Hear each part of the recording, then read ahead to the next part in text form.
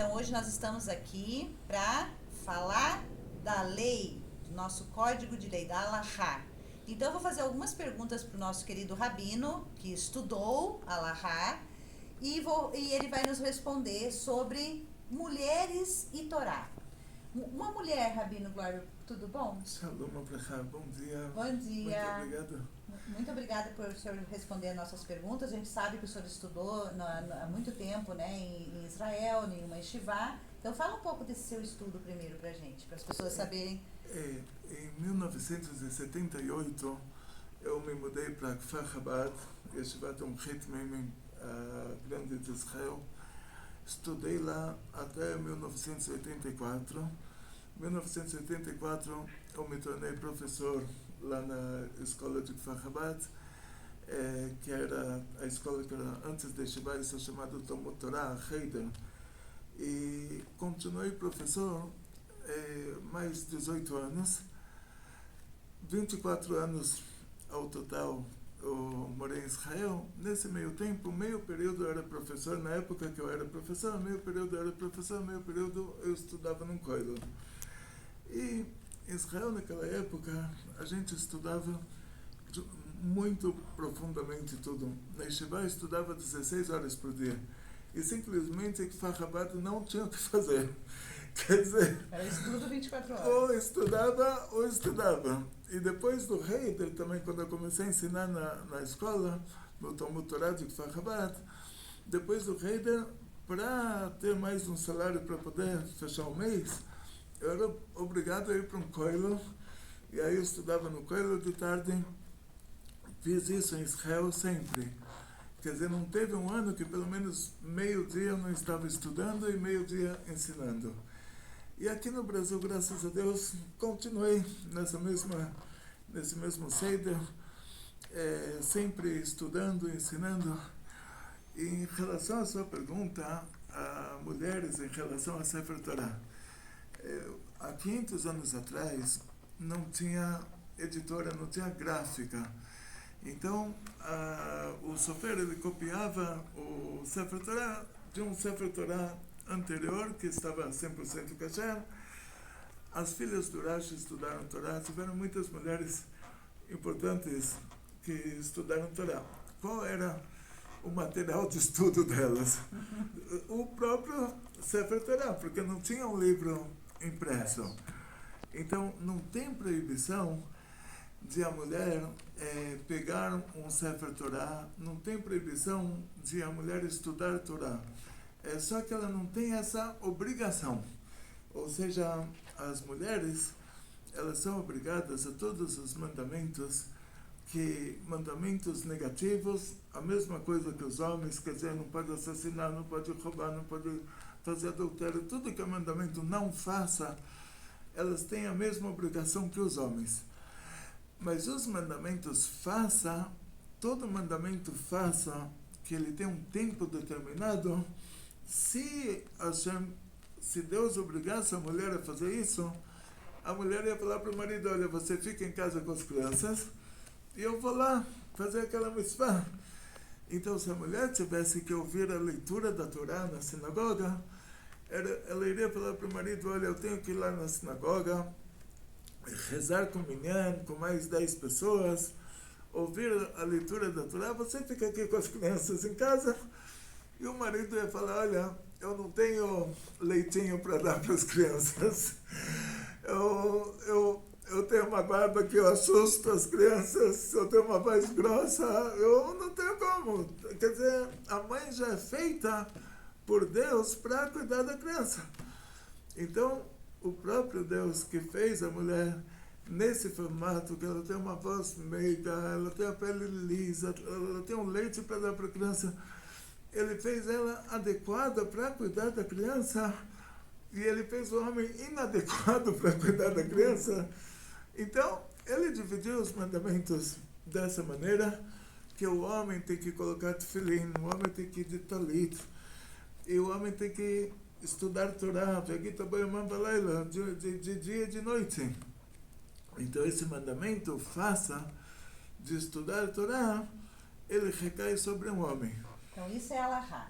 Essa é a alahá. Quer dizer, a obrigação do homem. Mas eu posso, então, tocar aqui, beijar? Não tem problema de posso tocar no Sefer Torah, não tem tocar. problema de beijar o Sefer Torah, não tem problema.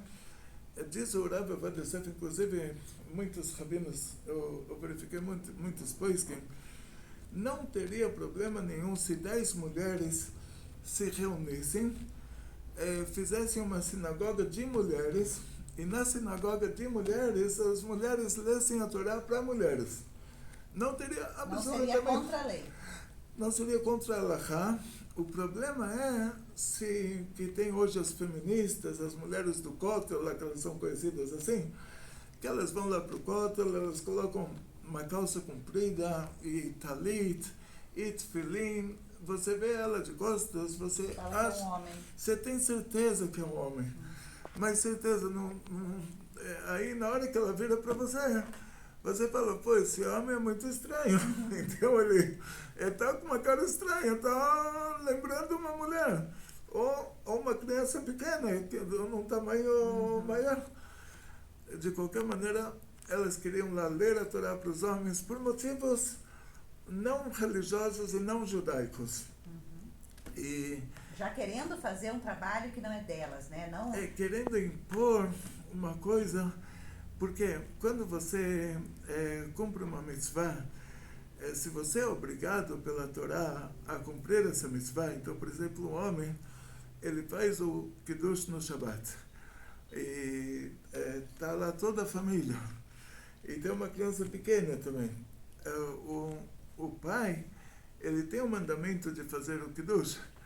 A criança não. Criança até 13 anos de idade, o menino ou a menina até 12 anos de idade, a criança não tem obrigação. Então imagina um pai analfabeto, que a criança dele estudou comigo no Haida, e a criança já lê hebraico perfeitamente, já faz um Kiddush como adulto. E o pai, coitado, não lê as letras em hebraico. Aí, o que se faz num caso desses? Será que a criança pode fazer o Kiddush para o pai? Não. O pai tem que segurar o copo, encher o copo de vinho, a criança vai repetir com o pai palavra por palavra, vai falar agora fala isso, mas sem falar agora fala assim, tipo, vai falar para o pai, vai rolo, chamai, cada palavra ele vai falar e o pai vai repetir. Mas é o pai que tem que Mas fazer. é o pai que tem que fazer, porque o pai tem a obrigação. O Kiddush que o pai faz serve para a criança, e o Kiddush que a criança faz não serve para o pai, porque a criança não tem essa obrigação. Tá certo, Rabino. Muito obrigada, então, pela sua atenção, por nos ensinar o que é a Alahá, o que é a lei judaica, e para desmistificar, né? Para colocar as coisas numa ordem correta, porque dentro do judaísmo existe a lei, a Alahá, e a gente segue essa lei, a Alahá. Mas muitos, por não estudarem a lei, não sabem falar e interpretam errado. Então, assim, o que a gente não quer é deixar uma coisa subentendida. Então, hoje trazemos aqui se uma mulher pode tocar no Sefer Torah, se a mulher pode beijar no Sefer Torah, se a mulher pode tocar, né, no Aron, e pode tocar. Então, ela pode tocar sim. O que ela não pode é rezar para homens, colocar tefilim e etc. A leitura da Torá para os homens. Então, por exemplo, aqui nós vamos ver, tem o secreto do Ashkenazim, Separadim, e vamos ver o Separadim está do outro lado. Então, esse aqui é o Sefer Torah Ashkenazim. Sefer Torah Ashkenazim, ele está sempre assim numa embalagem, vamos dizer, com essa capa, uma capa de pano mais simples, mais rústica. Dentro, vocês podem ver, tem um pergaminho, e esse pergaminho está escrito a Torá. Esse pergaminho que é o Sefer Torah, são 5 livros de Moshe, num pergaminho só, e a diferença vai ser que entre um livro e o outro vai ter um espaço que não está escrito. Então a pessoa vai saber, olha, terminou esse livro, vai começar outro. A gente só abre o Sefer Torah por respeito ao Sefer Torah, a gente abre ele para colocar na Parashá que vai ser lida no Shabbat, abre ele na hora de ler no Shabbat, mas em respeito ao Sefer Torah, a gente não costuma abrir ele assim totalmente. Sem que haja uma necessidade. Então, assim, só para vocês terem uma ideia... Esse Sefer eu tenho 5 livros, só para as pessoas entenderem. Sim, nesse um pergaminho tem 5 livros. E como você sabe que terminou um livro e começou outro, que tem algumas linhas em branco. Então você sabe, aqui termina um livro, aqui começa outro livro. Então eu tenho mais de uns, que foi a pergunta das pessoas, né? Porque você tem 3 tantos, né, dentro do armário? Porque às vezes tem Shabbat, Rosh Chodesh e Hanukkah, por exemplo. Então, a gente já deixa preparado o Sefer Torah com a Parashá que vai ser lida no Shabbat. Sendo que cada Sefer Torah ele contém os 5 livros de Moshe, o Pentateuco. Se você vai ler agora Parashat Bereshit, primeira Parashá, por exemplo, e ele está no final do livro, você vai ter que enrolar ele até o começo. Vai levar muito tempo. Então a gente deixa já cada um no lugar para não ter que ficar enrolando e as pessoas esperando.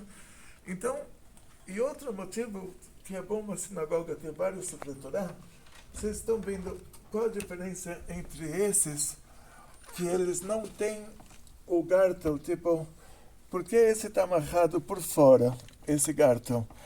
Porque foi encontrado dentro dele uma letra que estourou, e ele ficou passul. Ele já não pode mais ser lido com brachá. Então ele vai para o concerto, vai para o sofer concertar. Por causa que ele vai para o concerto, já está marcado aqui. Esse é o sinal de que você não pode ler ele na sinagoga, esse aqui vai ter que ir para o concerto. Então esse cintinho chama Gartel. E o Avnet, quer dizer, depende do... Você fala Gartel, e aqui nesse caso você tem 2 Sefer Torah, que cada um, você pode ver que ele está numa parashá diferente, pela grossura de um lado e a finura do outro. Então esse é o do Shabbat. Falta pouca coisa para terminar o Sefer Torah. Nós estamos já no 5º livro, na reta final.